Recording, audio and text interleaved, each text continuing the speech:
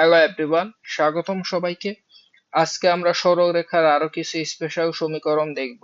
তা একদম শুরুতে দেখো, উভয় অক্ষকে ছেদ করে এরূপ সরলরেখার সমীকরণ নাকি এরকম হবে। তা আমি জানি তুমি এটা কিছুই বুঝো নাই, তুমি জাস্ট একটু খেয়াল করো। ধরো এটা হচ্ছে দুইটা এক্সিস, ঠিক আছে, আমি লিখলাম।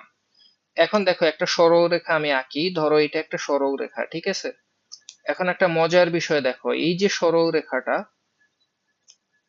খেয়াল করো এই সরলরেখাটা এক্স অক্ষ বরাবর এতটুকু অংশ কাট করছে, খেয়াল করছো? এই যে দেখো, ধরো এখানে এতটুকু অংশ কাট করছে, আমি ধরি এই পরিমাণটা হচ্ছে এ পরিমাণ, বুঝছো? আবার দেখো ওয়াই অক্ষে এতটুকু গেছে, তাই না, উপরের দিকে। তা আমি সেটার নাম দিলাম যে এটা হচ্ছে বি পরিমাণ, ঠিক আছে। তো যদি এরকমটা হয়, মানে উভয় অক্ষকে ছেদ করে, যে এক্স অক্ষকেও সে ছেদ করছে, আবার ওয়াই অক্ষকেও ছেদ করছে। তো এক্স অক্ষে যদি এ পরিমাণ হয়, ওয়াই অক্ষে যদি বি পরিমাণ হয়, তখন সরলরেখার সমীকরণ হবে এটা। এটা মানে কি, জাস্ট এক্স বাই এ, বুঝছো, এবং ওয়াই বাই বি, ঠিক আছে, ইকুয়াল টু ওয়ান। আশা করি তুমি বুঝছো। জাস্ট ইকুয়েশনটা কি হবে, মানে এক্স অক্ষে যতটুকু কাট করছে, জাস্ট এক্স, এক্স অক্ষে কাট করছে এ পরিমাণ, তাকে x by a, plus y অক্ষে কাট করছে কি পরিমাণ, বি পরিমাণ, তাকে y by b equal to one. এটাই হবে অ্যান্সার। মানে এটা কি, এটা একটা সরলরেখার সমীকরণ। তো একটা মজার বিষয় দেখো, মানে যদি এটা সরলরেখার সমীকরণ হয়, সেই ক্ষেত্রে রেখাটি দ্বারা অক্ষদ্বয়ের ছেদকৃত অংশ এ এবং বি একক, এটা কিন্তু অলরেডি বলে ফেলছে। মানে যদি এরকম হয় রেখাটা, তাহলে এক্স অক্ষে সে এ পরিমাণ ছেদ করছে এবং ওয়াই অক্ষে বি পরিমাণ ছেদ করছে, এটাই বলে দিছে, বুঝছো? এবং মজার বিষয় দেখো, এক্স অক্ষকে এ কমা জিরো বিন্দুতে এবং ওয়াই অক্ষকে জিরো কমা বি বিন্দুতে ছেদ করে, এটাও কিন্তু আমি বুঝি কেন। এইদিকে এটা যদি এ পরিমাণ হয়, তাহলে এই বিন্দুটা কি হবে বলতো? বিন্দুটা যেহেতু এক্স অক্ষের উপরে আছে, এখানে তো ওয়াই এর মান শূন্য, তাই না? তার মানে বিন্দুটা অবশ্যই এ কমা জিরো হবে, শেষ। আবার দেখো ওয়াই অক্ষে যখন ছেদ করছে, এইদিকে হচ্ছে এক্স এর মান শূন্য হয়, ওয়াই এর মানটা বাড়তে থাকে। তাই এই জায়গায় বিন্দুটা হবে জিরো কমা বি, কারণ এইদিকে তুমি বি পরিমাণ গেছো, দেখছো? আমি কিন্তু এই যে ছেদ বিন্দুগুলো পেয়ে গেছি।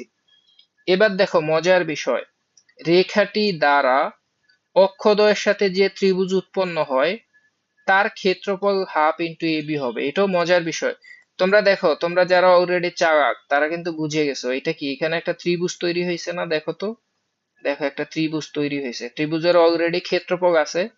আমরা জানি ত্রিভুজের ক্ষেত্রফল হচ্ছে হাফ ইন্টু ভূমি, দেখো এটা কিন্তু ভূমি, দেখছো? এই জন্য এ হইছে।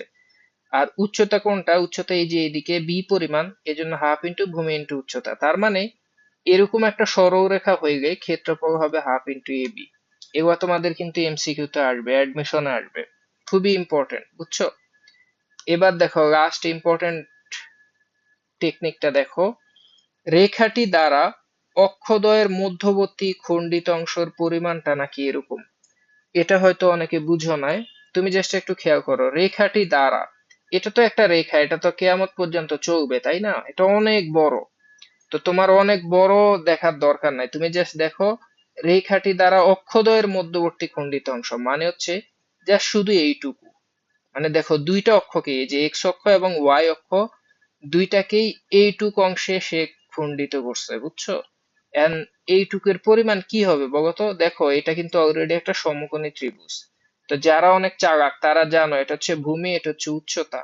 আর অতিভুজ কিভাবে পাওয়া যায় বলতো? এই যে আমি লিখে দিচ্ছি, ভূমি স্কোয়ার প্লাস অতিভুজ লম্ব স্কোয়ার, বুঝছো? এই যে দেখো, মানে এই অংশটার পরিমাণ কত, root over a square plus B square, এটাই তোমাকে বলছে। তুমি যদি এইটুক বুঝতে পারো, তুমি অনেক সুন্দর সুন্দর ম্যাথ সলভ করতে পারবা। এই যে দেখো আমি শুরু করি, দেখো একটা সরলরেখা দিয়ে দিছে, দেখছো? দিয়ে বলছে অক্ষদ্বয় দ্বারা সরলরেখার ছেদিত অংশের ক্ষেত্র দৈর্ঘ্য বের করো, মানে খণ্ডিত অংশ বের করো। এটার মানে কি জানো? মানে আমি বলে দিচ্ছি, জাস্ট এটা যদি ধরো এটা একটা সরলরেখা হইলে, জাস্ট রেখাটা দ্বারা ছেদকৃত অংশ আসলে কোনটা জানো?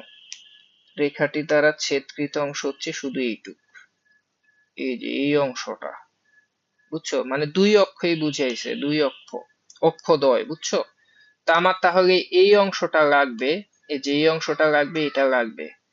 ধরো আমি এটার পরিমাণ ধরলাম এ, এটার পরিমাণ ধরলাম বি, তাহলে ছেদিত অংশ হবে √a² + b²। তো সেটার জন্য এ বি লাগবে।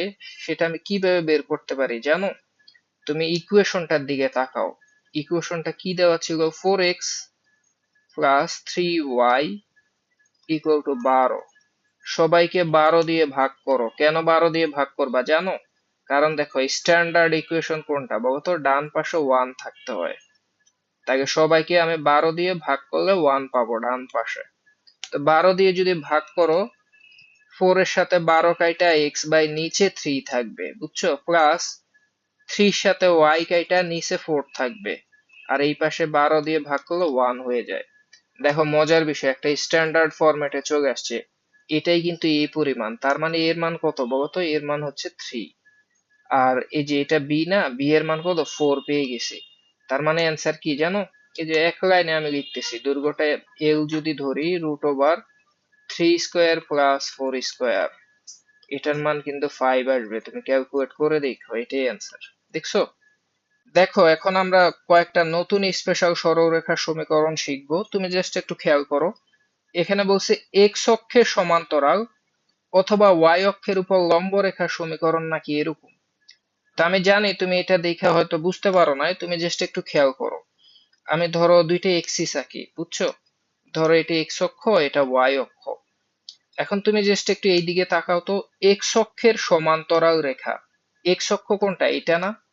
এটা সমান্তরাল রেখা কোনটা হইতে পারে? হয়তো এটা হবে, বা এইটা, অথবা এইটা, বা এই দিকেও হইতে পারে, বুঝছো?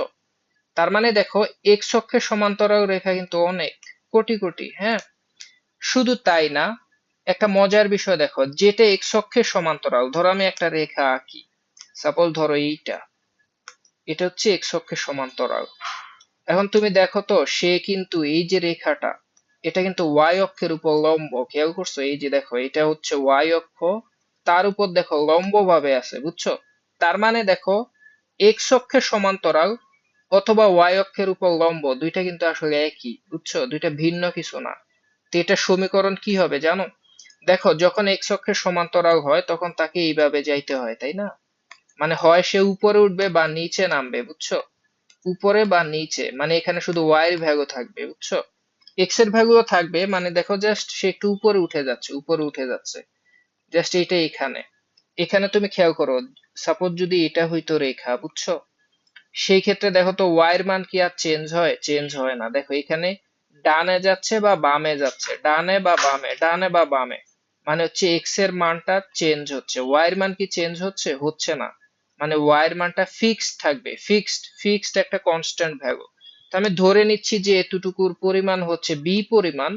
জাস্ট তুমি বলবা যে ওয়াই ইকুয়াল টু বি। মানে কি? মানে ওয়াই এর ভ্যালু বি কনস্ট্যান্ট থাকবে, এক্স এর ভ্যালু চেঞ্জ হবে।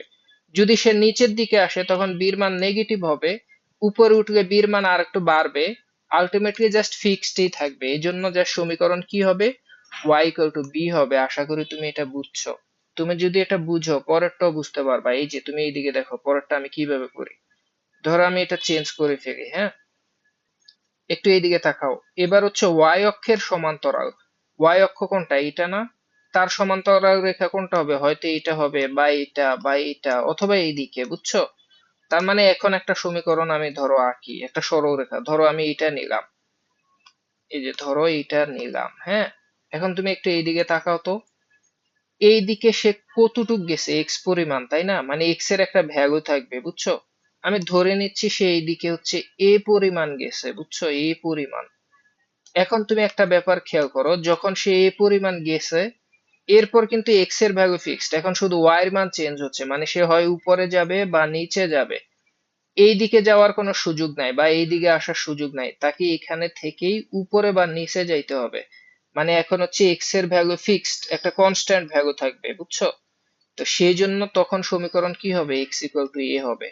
আর এটা যখন, একটা ব্যাপার খেয়াল করো, এটা যখন ওয়াই অক্ষের সমান্তরাল, পাশাপাশি সে কিন্তু এক্স অক্ষের উপর লম্ব, দেখছো? মানে একই কথা।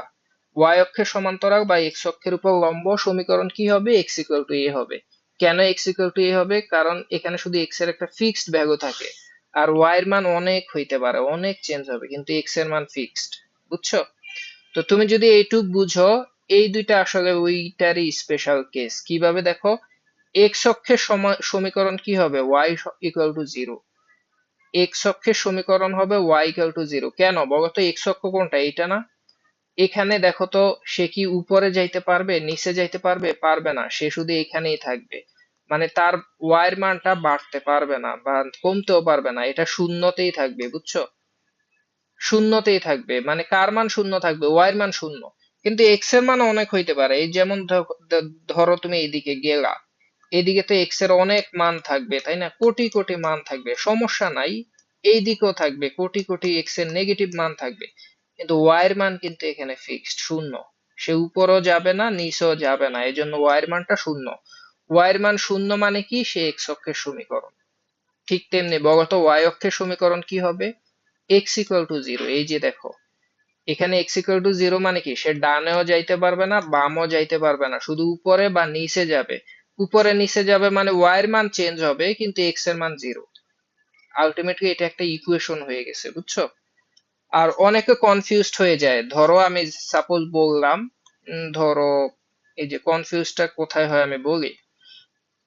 বললাম যে ভাই, ধরো আমি এটা নাম দিয়ে দিচ্ছি, ধরো এটা হচ্ছে জিরো।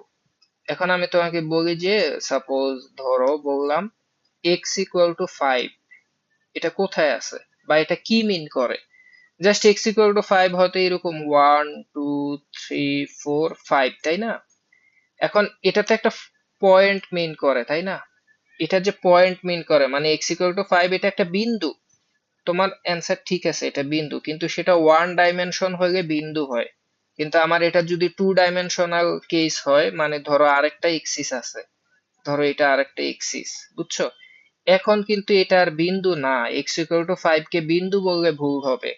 এখন সে হয়ে যাবে একটা সমীকরণ, মানে সে একটা রেখা হয়ে যায়। বুঝছো? মানে এক্স ইকুয়াল টু ফাইভে একটা রেখা হয়ে যায়। আশা করি তুমি কনফিউশনটা বুঝছো। বুঝছো?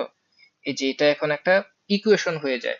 মানে যেটা এক্স অক্ষ, মানে যেটা ওয়ান ডাইমেনশনে বিন্দু, সেটা টু ডাইমেনশনে সমীকরণ হয়ে যায়। আলটিমেটলি এই জিনিসগুলো টু ডাইমেনশনে চিন্তা করতেছি, এজন্য ওয়াই ইকুয়াল টু বি এটা একটা সরলরেখা, এক্স ইকুয়াল টু এ এটা একটা সরলরেখা, ওয়াই ইকুয়াল টু জিরো এটা একটা রেখা, এক্স ইকুয়াল টু জিরো এটা একটা সরলরেখা। বুঝছো? আশা করি তোমার কনফিউশন গেছে। তুমি যদি বুঝতে পারো, এই কোশ্চেনটা তুমি সলভ করতে পারবা। জাস্ট একটু খেয়াল করো, খুবই মজার কোশ্চেন। বলছে একটি চতুর্ভুজের বাহু নির্দেশ করে কারা? এই হাবি জাবি এগুলা দেখে ভয় লাগতেছে, তাই না? ভয় পাও না। ধরো আমি কোশ্চেনটা কিছুই বুঝি নাই, সমস্যা নাই। তুমি জাস্ট একটা চিত্র আঁকার চেষ্টা করো। ধরো আমি এখানে দুইটা এক্সিস নিয়ে নিচ্ছি, দুইটা অক্ষ নিলাম, ঠিক আছে? একটা মজার বিষয় দেখো, শুরুতে কি বলছে? X minus four equal to zero, এটা একটা সরল রেখা, তাই না? X minus four equal to zero, তুমি এটা দেখে হয়তো কনফিউজড, আমি তোমাকে বলে দিচ্ছি। X minus four equal to zero, এটার মানে কি জানো? এটার মানে হচ্ছে এক্স ইকুয়াল টু ফোর। তো একটু আগে কি শিখাই গেলাম? এক্স ইকুয়াল টু ফোর কোথায় বলো? এক্স ইকুয়াল টু ফোর ধরো ওয়ান, টু, থ্রি, ফোর এই জায়গায় আছে। ধরো এক্স ইকুয়াল টু ফোরটা এই জায়গায় আছে। এখন এটা তো টু ডাইমেনশন, তাই না? এটা একটা রেখা হয়ে যাবে। বুঝছো? তা ultimately x equal two four মানে কি জানো? এই যে এক্স ইকুয়াল টু ফোর হচ্ছে এই রেখাটা। শেষ। দেখছো? তো আমি এটা লিখে দিচ্ছি, এটা হচ্ছে এক্স ইকুয়াল টু ফোর। দেখো, আমি লিখে রাখি, এটা হচ্ছে এক্স ইকুয়াল টু ফোর। এখন তুমি পরেরটা দেখো তো, পরেরটা আমি এইভাবে করে ফেলবো। দেখো y minus five equal to zero, তাই না? তাহলে তুমি বলো তো এখান থেকে ওয়াই ইকুয়াল টু কত হবে? আচ্ছা আমি লিখে দিচ্ছি, দেখো। পরেরটা যদি হয় y minus five equal to zero, তাহলে অবশ্যই ওয়াই ইকুয়াল টু কত হবে? ওয়াই ইকুয়াল টু তখন হয়ে যাবে ফাইভ, ডান পাশে গিয়ে। বুঝছো? এই যে এটা y ইকুয়াল টু ফাইভ হয়ে গেছে। এখন তুমি এইদিকে তাকাও, y ইকুয়াল টু ফাইভ মানে উপরের দিকে one, two, three, four, five. আমি ধরে নিচ্ছি y ইকুয়াল টু ফাইভ রেখাটা তাহলে এরকম একটা রেখা হবে। বুঝছো? এই যে এটাই y ইকুয়াল টু ফাইভ। আশা করি তুমি বুঝছো। আমি এটা নাম দিয়ে দিচ্ছি y ইকুয়াল টু ফাইভ। তো পরের গুলো আমি ইজিলি করে ফেলবো। দেখো তো x plus three equal to zero হয়ে গেলে এক্স এর মান কত? মাইনাস থ্রি হয়ে যায় না? এক্স এর মান মাইনাস থ্রি মানে কি? বাম দিকে যাবে, one, two, three, minus three. তাহলে এইখানে একটা রেখা হবে। তো আমি সেটাও লিখে ফেলি, ধরো এক্স এর মান -3, সেটা এইটা, বুঝছো? এটা আমি দিয়ে দিলাম, ধরো এক্স এর মান -3, এটা, বুঝছো? আমি লিখে দেই, এটা এক্স ইকুয়াল টু -3। এর পরেরটা দেখো, এর পরেরটা y প্লাস 2 ইকুয়াল টু 0। তাহলে বলো তো y এর মান কত? y এর মান হচ্ছে -2, y এর মান -2 মানে নিচের দিকে যাবে 1 2, y এর মান -2, সেরকম একটা রেখা কাইন্ড অফ এরকম হবে, আমি ধরে নিচ্ছি সেটা হচ্ছে এইটা, বুঝছো? এটা হচ্ছে y ইকুয়াল টু -2, সরি, এই যে এটা হচ্ছে y ইকুয়াল টু -2।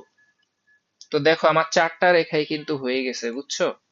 এখন চারটায় ছেদ করছে এরকম চতুর্ভুজ কোনটা বলো তো, চারটা দ্বারা আবদ্ধ? দেখো অক্ষ হচ্ছে আমার এইটা, এটা আমি ফার্স্টে নিছিলাম। এটার মধ্যে চারটা রেখাই আছে কোন জায়গায় বলো তো? এরপরে চারটাই কোন জায়গায় আছে বলো?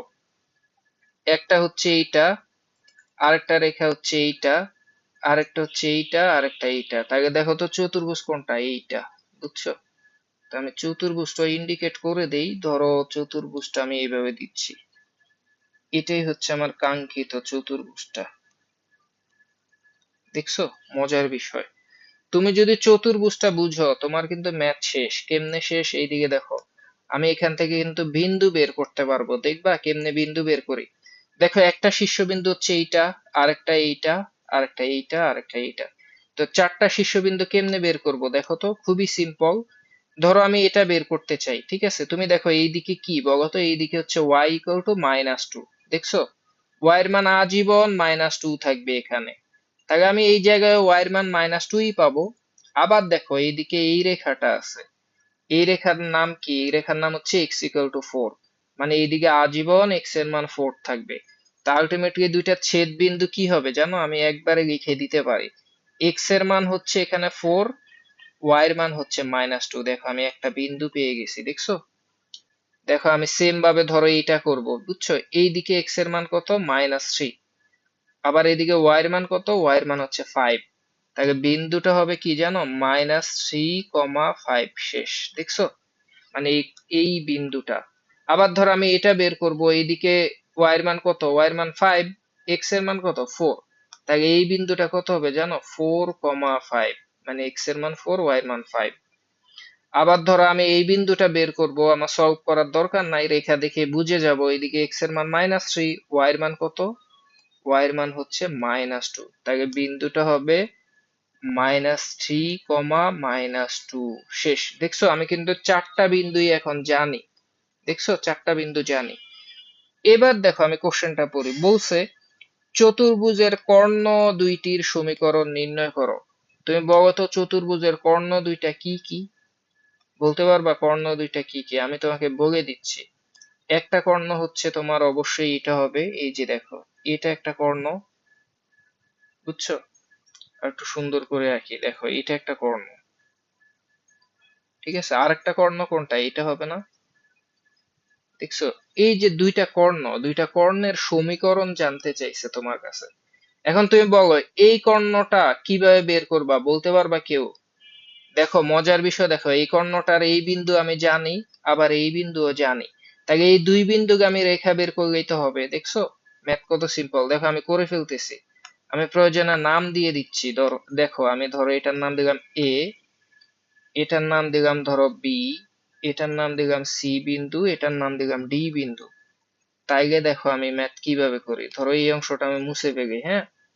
প্রথম কর্ণটার আমি নাম দেই, সেটা হচ্ছে এ বি অথবা এসি কর্ণ, বুঝছো? তাহলে দেখো সুতরাং এসি কর্ণ কি হবে? এসি কর্ণ ধরো আমি একবারে লিখবো এক লাইনে, আমি টাইম নিব না। এসি কর্ণটা কি হবে? তুমি জানো দুই বিন্দুগামী রেখার সমীকরণ কেমনে লিখতে হয়? এই যে ফার্স্টে লিখতে হয় এক্স, মাইনাস কি লিখতে হয়? x1। আমি ধরলাম x1 হচ্ছে এইটা, তাহলে মাইনাস করতে গিয়ে +3 হয়ে যাবে। দেখো এটা +3 হয়েছে। আবার সেই x1টা লিখতে হবে, মানে -3টা লিখো। মাইনাস কি করতে হবে? x2, x2 কোনটা এখন? x2 হচ্ছে এইটা, এই যে। আবার দেখো y, -y1 করতে হবে, y1 কোনটা? 5। এরপর কি লিখতে হবে? y1 5, মাইনাস কি করতে হবে? y2, y2 কোনটা? y2 -2, সেটা মাইনাস করতে গিয়ে প্লাস হয়ে যাবে। শেষ। তাহলে দেখো আলটিমেটলি এটাই কিন্তু একটা ইকুয়েশন। আমি কি এটা সিম্পলিফাই করে দিব? হ্যাঁ, করে দেই প্রয়োজনে। এখানে 5 আর 2 কত? 7 হয়ে যায়। 7 এখানে গুণ করো। তাহলে গুণ করলে এটা হয়ে যাবে 7x প্লাস 3 7 21। শেষ। আবার এখানে -3 -4 মিলে কত হবে? -7, সেটা এখানে গুণ করো। তাহলে সেটা হবে -7y। আবার দেখো -7 -5 এর সাথে গুণ হয়ে +35। বুঝছো? এই যে ইকুয়েশন হয়ে গেছে, সব এক পাশে নিয়ে আসি। ধরো এটা 7x, আবার 7y এই পাশে আইসা 7y হয়ে গেল। তারপরে এখানে 21 আছে, 35 আছে, বিয়োগ হয়ে এই পাশে -14 থাকবে। দেখো আলটিমেটলি একটা ইকুয়েশন পাইছি। এটাকে আরো সিম্পলিফাই করবা, করো। 7 দিয়ে সবাইকে ভাগ করো। তাহলে x plus y minus 2 equal to 0। দেখো এটাই আমার কাঙ্ক্ষিত সরল রেখার সমীকরণ। দেখো শেষ। এটা হচ্ছে একটা কর্ণ। তো অন্যটা কিভাবে বের করব? অন্যটা আমি করে দিব না। অন্যটা এই যে এই বিন্দু আর এই বিন্দু, বুঝছো? এই যে এই কর্ণটা, এটা তুমি নিজে বের করবা। এটা তোমাকে আমি বাড়ির কাজ দিলাম। বিডি কর্ণ দুই বিন্দুগামী, সেটা তুমি আমাকে করে দেখাবা, বুঝছো? এটা তোমাকে আমি এইচডব্লিউ দিলাম। তো আমরা পরের কোশ্চেনটা দেখি। দেখো এই কোশ্চেনটা দেখো, খুবই মজার কোশ্চেন। অনেকে এই কোশ্চেনটা দেখে কনফিউজড হয়ে যায়, কিন্তু এটা একদমই ইজি একটা কোশ্চেন। তোমার কাছে দেখো তো কি জানতে চাইছে, তুমি কোশ্চেনটা দেখো। বলছে এ বি এর সমীকরণটা বের করো। তো এ বি এর সমীকরণ বের করার জন্য এ এবং বি বিন্দুটা লাগবে, তাই না? এটা আমরা জানি। তোমাকে দেখো অলরেডি এ বিন্দু এবং বি বিন্দুটা অলরেডি দিয়ে দিছে, দেখছো? তাই এটা তো এক লাইনের কোশ্চেন হওয়ার কথা ছিল, কিন্তু এটা কেন এত বেশি পরীক্ষায় আসছে জানো? এটার মধ্যে একটু কনফিউজিং ব্যাপার আছে। দেখো এ বিন্দুটা এইচ এবং কে দিয়ে দেওয়া আছে, মানে কোনো সংখ্যা না। আবার বি বিন্দুটা দেখো কে এবং এইচ দিয়ে দেওয়া আছে, মানে একটু ইউনিক ভাবে দিছে। তো আমার তো আলটিমেটলি এইচ কে এগুলা যদি বের করতে পারি, তাহলে আমি পুরোপুরি এ এবং বি বিন্দুটা জানতে পারবো। মানে দেখো এ এবং বি বিন্দু তোমার দেওয়া আছে, কিন্তু স্পষ্ট ভাবে দেওয়া নাই, বুঝছো? সেজন্য আমার এইচ এবং কে এর মানটা বের করতে পারলে আমার জন্য খুবই ভালো হবে। তো সেটার জন্য কি কি দেওয়া আছে তুমি একটু দেখো তো। তোমাকে বলছে এ বিন্দুটা এই রেখার উপর অবস্থিত। তা আমি তোমাকে, ধরো তুমি কি করবা সেটা তুমি এত ডিটেলসে চিন্তা করার দরকার নাই। তোমার যখনই বলছে এই বিন্দুটা এই রেখার উপর অবস্থিত, তার মানে এই বিন্দুটা এই রেখার উপরে বসানো যাবে। কারণ এই বিন্দুর উপরেই আছে, এই জন্য বিন্দুটা বসানো যাবে, বুঝছো? তো তুমি প্রথম ইনফরমেশন থেকে এই লাইনটা লিখতে পারবা। দেখো তোমার ইকুয়েশনটা কি? প্রথমে তোমাকে বলছে, প্রথম ইকুয়েশনটা হচ্ছে 6x minus Y equal two 1, এটা তোমাকে বলছে, বুঝছো? এখন এই রেখাটা হচ্ছে তোমার এইচ কমা কে বিন্দুগামী, বুঝছো? বা এটার উপরেই আছে বিন্দুটা, তাই এই বিন্দুটা বসানো যাবে। এখানে এইচ কার মান বলো তো? এইচ হচ্ছে এক্স এর মান, প্রথমটা এক্স পরেরটা ওয়াই। তো এই বিন্দু যদি তুমি বসাও, 6x না হয়ে কি হবে? 6h হয়ে যাবে। মাইনাস ওয়াই না হয়ে কি হবে? কে হবে, ইকুয়াল টু কত? 1। বুঝছো কাহিনীটা? বুঝছো? জাস্ট বিন্দুটা বসায় দিছি। এখান থেকে আমি একটা লাইন অ্যাডভান্স করে রাখি। ধরো আমি যদি কেটা ওই পাশে নিয়ে যাই, মাইনাস কেটা ওই পাশে গিয়ে প্লাস কে হবে, আর ওয়ানটা এই পাশে নিয়ে আসি, বুঝছো? তাহলে যেটা হবে, ধরো এটা 6h মাইনাস 1 ইকুয়াল টু কে হবে। আমি এটাকে 1 নাম্বার দিয়ে রাখি, এটা কাজে লাগবে, বুঝছো? এবার তুমি পরের ইনফরমেশনটা দেখো তো।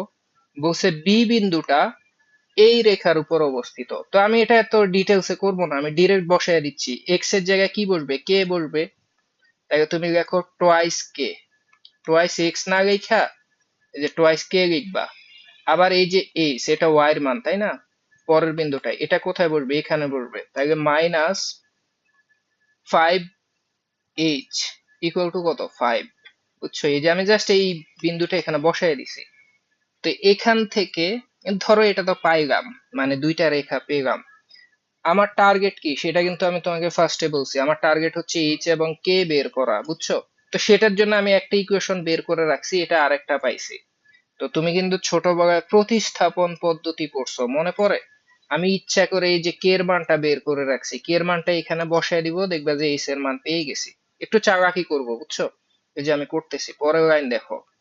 এই যে টোয়াইস কে এর জায়গায় কি লিখবো? টোয়াইস কে এর মান আমি এখানে কি পাইলাম? 6h minus 1। এই যে কে এর মান এটা ছিল, বুঝছো? এটা বসায় দিলাম। মাইনাস 5h ইকুয়াল টু কত 5। তাকে দেখো তো 12h minus 2 minus 5h equal to 5। এটা ক্যালকুলেশন করো তো তুমি দেখো 12h থেকে 5h বিয়োগ হলে 7h হবে, 7h। আবার দেখো এখানে এটা মাইনাস 2 ওই পাশে গিয়ে প্লাস হয়ে যাবে, 5 2 মিলে কত হয় 7 হয়। তাহলে বলতো এইচ এর মান কত, এইচ এর মান 7/7 বা 1 হয়ে যাচ্ছে। দেখছো কি মজার বিষয়, আমি এইচ এর মান অলরেডি পেয়ে গেছি।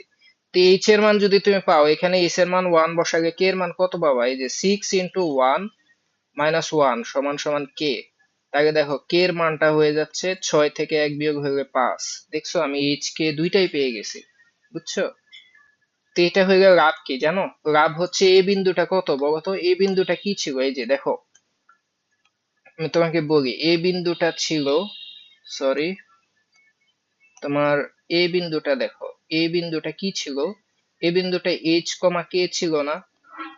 তো তুমি এটাকে এইভাবে লিখতে পারো না যে এই বিন্দু হচ্ছে এখন এইচ এর মান তুমি জানো সেটা 1, কে এর মান কত 5। দেখছো তুমি পুরা বিন্দুটা পেয়ে গেলা। ঠিক তেমনি বি বিন্দুটা কি হবে, বি বিন্দুটা দেখো কে কমা এইচ ছিল, দেখো কে কমা এইচ।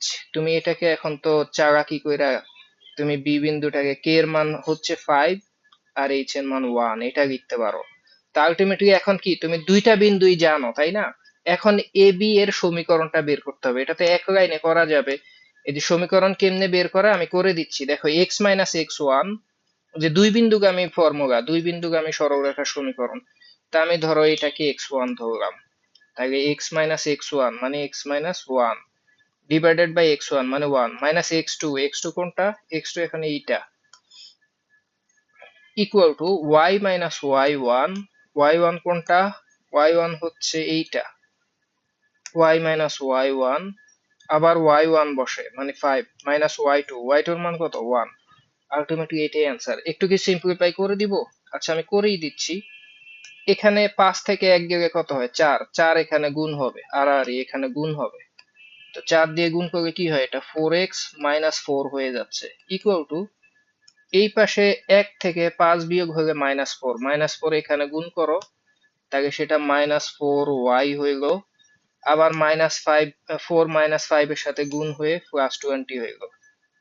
তো এটা সিম্পলিফাই করলে কি হয় বলতো, y টা এই পাশে নিয়ে আসো, তাহলে 4x প্লাস 4y, ওই পাশে 20 আছে, তুমি এই পাশ থেকে ধরো -4টা ওই পাশে নিয়ে যাও, তাহলে 20 এর সাথে 4 যোগ হয়ে 24 হচ্ছে। এটাই অ্যান্সার। তুমি চাইলে আরেকটু সিম্পলিফাই করতে পারো, সবাইকে 4 দিয়ে ভাগ করো, তাহলে এটা হয়ে যাচ্ছে x plus y equal to 4 দিয়ে ভাগ করে 6, এটাই answer. X plus y equal to 6, এটাই সরলরেখার সমীকরণ। তো আশা করি তুমি এটা বুঝছো। তুমি পরের কোশ্চেনটা দেখো তো, খুবই মজার কোশ্চেন, একটা গেমের মতো মনে হবে, গেম ফিলিং হবে। দেখো এই কোশ্চেনটা দেখো, বলছে ও এ বি সি একটি সামান্তরিক এবং বলছে ও এটা এক্স অক্ষ বরাবর।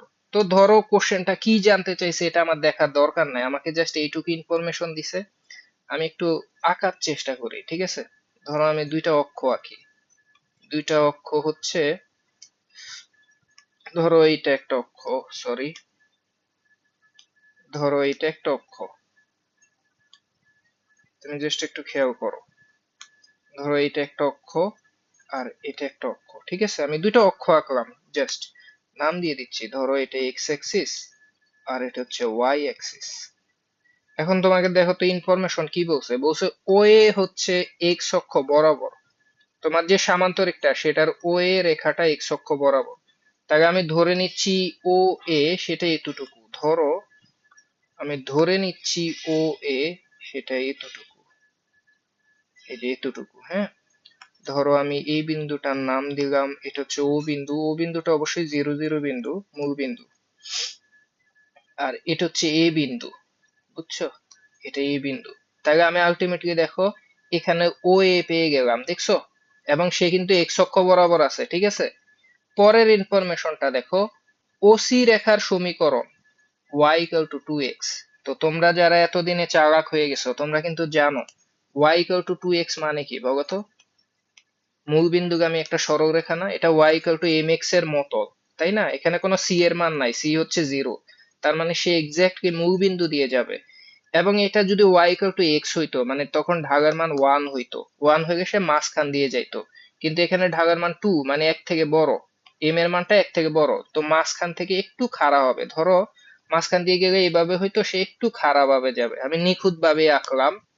ধরো y ইকুয়াল টু 2x, তাকে রেখা আমি কোনটা ধরবো সেটাকে, ধরো এইটাই হচ্ছে y ইকুয়াল টু 2x। দেখছো? এই, আশা করি তুমি এইটুক বুঝছো। এখন এটার নাম দিয়ে দিব, এটার নাম হচ্ছে ওসি, কারণ তোমাকে বলছে এটা ওসি রেখার সমীকরণ, তাহলে এটা হচ্ছে ওসি, আমি এটার নাম দিলাম সি বিন্দু। ঠিক আছে? এখন একটু মজার বিষয় দেখো, আমি অলরেডি এটা পাইলাম, এটা পাইলাম, আর কি লাগবে? আর একটা বিন্দু যদি পাইতাম তাকে সামান্তরিক বানায় ফেলতে পারতাম। তো সেটা প্যারা খাইতে হবে না, কারণ কি? কারণ হইলো সামান্তরিক হইতে গেলে ওকে তো প্যারা আগে যাইতে হবে, তাই না? তার মানে এখানে একটা এমনি রেখা পাওয়া যাবে। ধরো আমি সেটা দিয়ে দিচ্ছি, একটা রেখা হচ্ছে এক্স্যাক্টলি ধরো এতটুকু, এটা আমি এমনি অনুমান করে দিয়ে দিলাম। আর এটা কানেক্ট করে দিলাম এটার প্যারালালি, হ্যাঁ, এটার প্যারালালি অ্যাড করে দিচ্ছি, তাকে দেখো সামান্তরিকটা হয়ে যাচ্ছে। এই যে সামান্তরিকটা হয়ে যাচ্ছে, হয়েছে? হয় না মনে হয়, দেখো এই যে হয়ে গেছে, দেখছো সামান্তরিকটা পেয়ে গেছি। এখন বি বিন্দু কোনটা হবে দেখো তো, একটা মজার বিষয় দেখো, গেমের মতো দেখো, আমি ও বিন্দু পাইছি, এ বিন্দু পাইছি, সি বিন্দু পাইছি, বি বিন্দুটা জানি না, তাই এটাই বি বিন্দু, এবং সেই বিন্দুটাও তোমাকে দিয়ে দিছে। বি বিন্দুটা কত বলতো? বি বিন্দুটা এই যে এখানে দিয়েছে 4,2, তাহলে লেখো 4,2। আশা করি তুমি এটুক বুঝছো। একটা মজার বিষয় দেখো, এটা যদি 4,2 হয়, বুঝছো, আমি কিন্তু এই বিন্দুটা বের করতে পারবো। কেমনে বের করতে পারবো বলো তো? এখানকার রেখাটা কি y ইকুয়াল টু 2x না? এই যে বলছো y ইকুয়াল টু 2x, লিখে রাখি y ইকুয়াল টু 2x। এখন তোমার এই জায়গায় মানে এই পয়েন্টে উচ্চতাটা কতটুক সেটা আমি এখান থেকে জানি। এখানে y এর মান কত? y এর মান হচ্ছে 2। দেখো এই জায়গায় y এর মান 2 না, এই যে বিন্দুর মধ্যে দেওয়া আছে, তার মানে এখানে তো উচ্চতা চেঞ্জ হচ্ছে না, তাই এখানেও y এর মান 2 হবে। এটুক কি তুমি আমার সাথে একমত? মানে এখানে হয়তো x এর মান চেঞ্জ হচ্ছে, কিন্তু উপরে তো আর উঠতে পারতেছে না, তো যেহেতু এখানে y এর মান 2, তাই এখানেও c বিন্দুতে y এর মানটা 2 হবে। দেখো আমি c বিন্দুর y এর মানটা লিখে রাখি, y এর মান হচ্ছে 2। এখন x জানি না, তাই তো x ও বের করবো। মজার বিষয় দেখো, এখানে তো এটা একটা সমীকরণ মেনে চলে, তাই না? সমীকরণ কি y ইকুয়াল টু 2x। এখন y এর মান কত? এখানে 2, কারণ এই রেখায় y এর মান কত? এই বিন্দুতে 2। তো 2 বসাগে দেখো আমি এখানে করে দিচ্ছি, মানে তোমার y এর মান ধরো y ইকুয়াল টু 2x, এই হচ্ছে রেখাটা লিখলাম। কিন্তু এখানে তুমি দেখতে পাচ্ছ y এর মান হচ্ছে 2, তাহলে তুমি দেখো y এর মান 2, 2 ইকুয়াল টু 2x, তাহলে দেখো তো x এর মান কত হচ্ছে? 1 পাওয়া যাচ্ছে। দেখছো আলটিমেটলি তুমি 1 ও পেয়ে গেলা, মানে x এর ভ্যালু পেয়ে গেলা। দেখছো মজার বিষয়, সি বিন্দু পেয়ে গেলাম, বি বিন্দু পেয়ে গেলাম, ও বিন্দু পেয়ে গেলাম, এখন শুধুমাত্র এ বিন্দুটা লাগবে। এ বিন্দু বের করা খুব একটা কঠিন না, তুমি একটু চালাকি করে দেখো। দেখো তো একটা মজার বিষয়, এখানে x এর মান কত বলতো? এখানে x এর মান হচ্ছে 1, আবার এখানে x এর মান কত? এখানে x এর মান 3।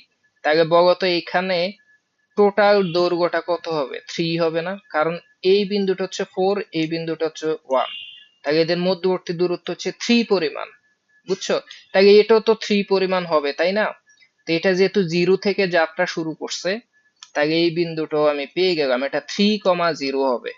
কারণ এই দূরত্বটা অবশ্যই 3 হবে, কারণ এটা 3। দেখো আমি কিভাবে গেমের মতো 4টা বিন্দুই বের করে ফেলছি, দেখছো? মানে সবই তোমার আইডিয়ার উপর ডিপেন্ড করে। তো তুমি যখন 4টা বিন্দু জানো, এই বিন্দু, এই বিন্দু, এই বিন্দু, 4টাই জানো, এখন সমীকরণ বের করা কি আর কঠিন? তোমাকে কি জানতে চাইছে দেখো, আমি কোশ্চেনে এখন পড়বো। আমার কাছে এ এবং সি বিন্দুর স্থানাঙ্ক জানতে চাইছে, আমি অলরেডি এ এবং সি বের করে ফেলছি। এরপরে কি জানতে চাইছে? এসি কর্ণের সমীকরণ বের করো। এসি কর্ণের সমীকরণ তো এইটা, সে হচ্ছে এই বিন্দু এবং এই বিন্দুগামী, এটা অবশ্যই আমি এতদিনে বের করতে পারবো। এসি কর্ণ কোনটা বলতো? এসি কর্ণ হচ্ছে এইটা। তো এসি কর্ণ কেমনে বের করবো বলতো? এটা তো এক লাইনে করে ফেলতে পারবো আমি। ধরো আমি এই অংশটা মুছে ফেলি, দেখো এসি কর্ণ খুবই মজার বিষয় এসি কর্ণের ইকুয়েশন, ঠিক আছে? এটা যদি করি তাহলে কি হবে, ফার্স্টে দেখো এক্স মাইনাস এক্স ওয়ান কোনটা ধরবা, ধরো এটাকেই ধরো, তাহলে এক্স ওয়ান এর মান হচ্ছে ওয়ান, তাহলে নিচেও এক্স ওয়ান লেখো ওয়ান মাইনাস এক্স টু কোনটা, তাহলে এটা হবে মানে three, equal to Y minus Y one কোনটা, এটা টু, নিচে আবার ওয়াই ওয়ান হবে, তাহলে টু মাইনাস ওয়াই টু কোনটা, জিরো। শেষ, এটাই অ্যান্সার। এটাকে একটু সাজাও, এখানে টু আসে, টু এই পাশে গুণ করো, তাহলে টোয়াইস এক্স মাইনাস টু। আবার দেখো এখানে ওয়ান মাইনাস থ্রি মানে কত, মাইনাস টু এখানে গুণ করো, তাহলে সে কি হবে, minus two y plus minus two গুণ করে প্লাস ফোর হয়ে যাবে। সব এক পাশে নিয়ে আসো, তাহলে কি হবে, twice x plus twice y, four এই পাশে বিয়োগ হয়ে মাইনাস সিক্স হবে।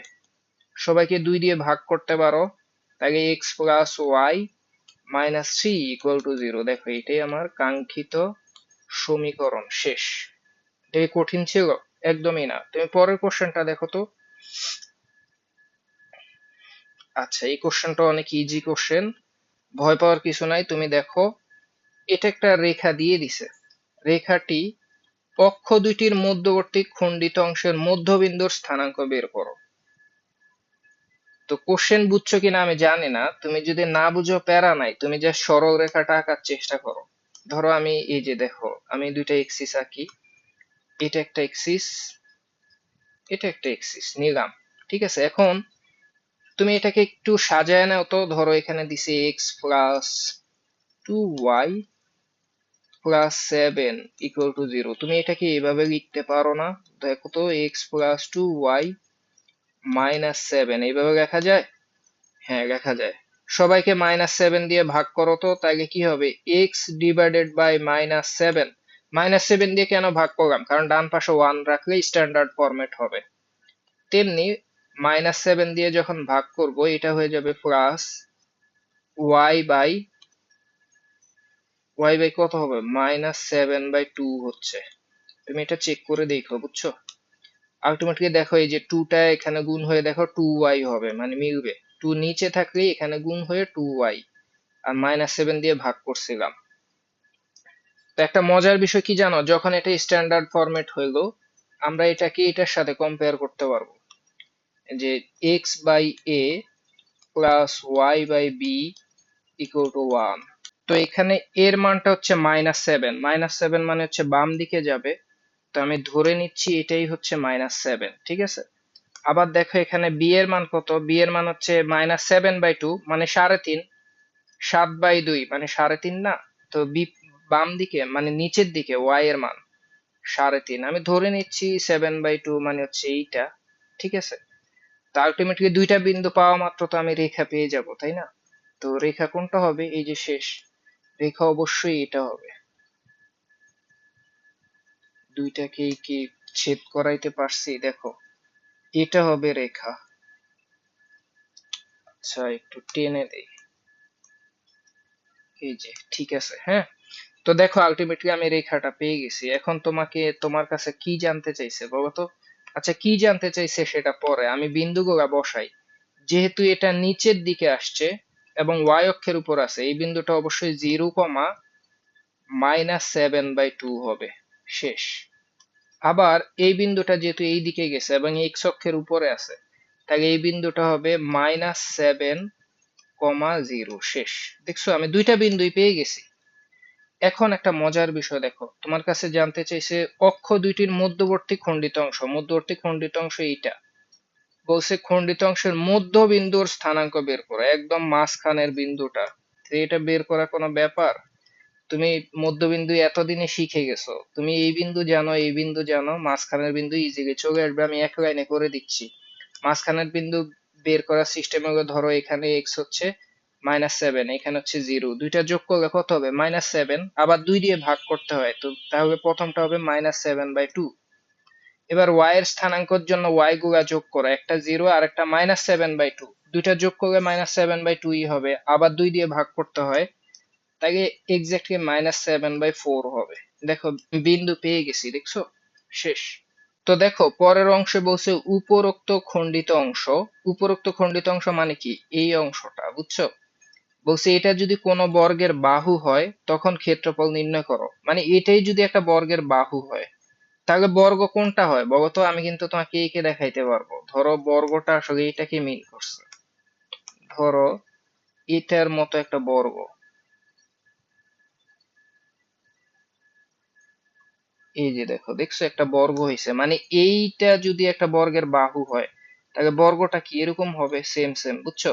তো এটার ক্ষেত্রফলটা জানতে চাইছে, তাহলে আমার এই দৈর্ঘ্যটা লাগবে, তাই না? তো এই দৈর্ঘ্য বের করা তো একদমই ইজি, আমরা এতদিনে দৈর্ঘ্য বের করা শিখে গেছি। ধরো আমি দৈর্ঘ্যটাকে ডি ধরলাম, বুঝছো? ধরলাম দৈর্ঘ্যটা হচ্ছে ডি। ডি সমান √, কি হয়? a² + b² না? তুমি দেখো এখানে হচ্ছে এইদিকে এই পরিমাণ, এর মান কত? -7। সেটাকে স্কোয়ার করলে কি নেগেটিভ চলে গিয়ে 7² মানে 49, প্লাস এই দিকে হচ্ছে বি পরিমাণ, বুঝছো? তো বি এর মান কত? -7/2। সেটার স্কোয়ার করো, তাহলে সেটার স্কোয়ার করলে ধরো 7² মানে 49, /2² মানে 4। তো এটাই তো একটা বর্গের বাহু, তাই না? এটাকে একটু সিম্পলিফাই করব। সিম্পলিফাই করলে ধরো এরকম হয়, নিচে হচ্ছে 4, উপরে হয় কত? 196 প্লাস 49। তুমি একটু চেক করে দেখো, আমার ধারণা এটা 245। তুমি নিজে একটু চেক করে দেখো, ঠিক আছে? তো এটা হচ্ছে বর্গের একটা বাহু।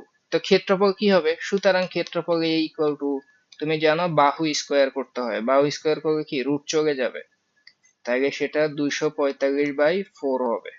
জাস্ট স্কোয়ার করলাম, রুট চলে গিয়ে এটাই অ্যান্সার হবে, এটাই ক্ষেত্রফল। আশা করি তুমি এটা বুঝছো। তো দেখো এই কোশ্চেনটা দেখো, এটা আমাদের আজকের দিনের শেষ কোশ্চেন, খুবই ইজি কোশ্চেন। আমি হয়তো পুরাটা তোমাকে করে দিব না, তুমি জাস্ট একটু খেয়াল করো কি বলছে। কি বলছে সেটা পুরোপুরি দেখার দরকার নাই, আমি কিছু হয়ে গিয়ে একটা চিত্র আঁকার চেষ্টা করবো এই চ্যাপ্টারে, বুঝছো? পরে আমি কোশ্চেন পড়বো, আগে একটা চিত্র আঁকি। দেখো একটা চিত্রের দিকে চলে যাচ্ছি কোশ্চেন না পড়েই। ফার্স্টে বলছে মূল বিন্দু, ওকে মূল বিন্দু এটা হয় আমি জানি, এই যে এটা হচ্ছে মূল বিন্দু, আমি এটাকে ও বললাম। ও সমান কত? 0 0, শেষ। এরপর কি বলছে? এই রেখাটা, এই রেখা কি বলছে? অক্ষ দুইটির মধ্যবর্তী খণ্ডিত অংশের, তাই এটাকে আগে আদর্শ ফরম্যাটে নিয়ে যাও। আদর্শ ফরম্যাট মানে বুঝছো? ধরো লেখা আছে x+3y, এখানে এই যে -12, এটা ডান পাশে গেলে +12। তুমি জানো স্ট্যান্ডার্ড ফরম্যাটে ডান পাশে 1 থাকতে হয়, তাকে সবাইকে 12 দিয়ে ভাগ করব। তাকে x/12 প্লাস y/3 কে 12 দিয়ে ভাগ করলে 4 হবে, ইকুয়াল টু কত হবে? 1। দেখছো একটা আদর্শ ফরম্যাটে চলে আসছে, বুঝছো? তো এটা আদর্শ ফরম্যাটে এসে লাভ কি জানো? লাভ হলে আমি চিত্র আঁকতে পারবো। এক্স বরাবর কতটুক যাবে? 12 পরিমাণ, মানে অনেক দূর যাবে, ধরো এটাই 12, আমি ধরে নিলাম। আর ওয়াই এর দিকে কতটুক যাবে? জাস্ট 4 পরিমাণ, একটু কম যাবে, তাই ধরো এটাই 4, বুঝছো? আলটিমেটলি সরলরেখা কোনটা হবে বলো তো? অলরেডি বুঝে গেছো, সরলরেখা হবে এইটা, দেখছো? এটাই আমার কাঙ্ক্ষিত সরলরেখা। এটাকে কেমনে একসাথ করবো? এর সমস্যা নেই, এটাই ধরো তোমার কি বলবো, এটাই 4 পরিমাণ, বুঝছো? এই যে শেষ হয়ে গেছে। তো দেখো আমি পুরা নিখুঁত ভাবে চিত্র এঁকে ফেলছি, দেখছো? এবং আমি বিন্দুগুলা জানি, এই বিন্দুটা অবশ্যই 12,0 হবে, আবার এই বিন্দুটা 0,4 হবে, দেখছো? এখন দেখি একটু পরে দেখি। বলছে অক্ষ দুইটির মধ্যবর্তী খণ্ডিত অংশের ত্রিখণ্ডক বিন্দু, অক্ষ দুইটির মধ্যবর্তী খণ্ডিত অংশ কোনটা? এইটা। সেটা ত্রিখণ্ডক বিন্দু মানে এটাকে 3 ভাগে ভাগ করবা। আমি ধরে নিচ্ছি একটা ত্রিখণ্ডক বিন্দু হইল ধরো এইটা, আর একটা এইটা, মানে এমন ভাবে ভাগ করবা যেন 3টা ভাগে ভাগ হয়, যে এটা একটা অংশ, এটা একটা অংশ, এটা একটা অংশ, 3টা ভাগে ভাগ হয়েছে। তো এই টাইপের ম্যাথ আমরা অনেক সলভ করছি, তাই না? তুমি যদি এই বিন্দু জানো, এই বিন্দু জানো, তাহলে তুমি অনুপাতের ফর্মুলা দিয়ে তো এই দুইটা বিন্দু বের করতে পারবা, পারবা না? তোমার কাজ কি এখন? তোমার কাজ হলো এই বিন্দুটা বের করবা, এই বিন্দুটাও বের করবা, এটা তোমার বাড়ির কাজ থাকবে। অনুপাতের ফর্মুলা দিয়ে করতে হয়, যদি না পারো অনুপাত ভালোমতো দেখো। এরপরে যেটা করতে হবে, তুমি যখন এই বিন্দুটা জানবা, এই বিন্দুটা জানবা, তারপর কি চাইছে দেখো তো? বলছে যে মূলবিন্দু এবং এই রেখার অক্ষ দুইটির মধ্যবর্তী ত্রিখণ্ডক অংশ এগুলা, এই ত্রিখণ্ডক বিন্দু দুইটির সংযোগ রেখা সমীকরণ বের করো। মানে মূল বিন্দু এবং ত্রিখণ্ডক বিন্দু দুইটির সংযোগ রেখা, তাহলে সেগুলা কোন রেখা আমি সেটাও তোমাকে চিত্র দিয়ে দেখাই দিচ্ছি। একটা হচ্ছে মূল বিন্দু আর একটা ত্রিখণ্ডক বিন্দু, তাহলে একটা রেখা হচ্ছে এইটা, আরেকটা রেখা হচ্ছে এইটা। দেখো তুমি ভালো করে দেখো, একটা মূল বিন্দু আর একটা ত্রিখণ্ডক বিন্দু, এটা একটা রেখা, একটা মূল বিন্দু আর একটা বিন্দু, ত্রিখণ্ডক রেখা। মানে অলরেডি একটা বিন্দু আমি জানি, আর একটা বের করলে দুই বিন্দুগামী রেখা বের করব। এখানেও সেম, এই বিন্দুটা জানলে দুই বিন্দু রেখার ফর্মুলা ইউজ করব, এটা আমি করে ফেলতে পারবো। সমীকরণ দুইটা আসবে, বুঝছো? তো এটা তোমার বাড়ির কাজ থাকবে, এটা খুবই সুন্দর একটা কোশ্চেন, অনেক পরীক্ষা আসছে।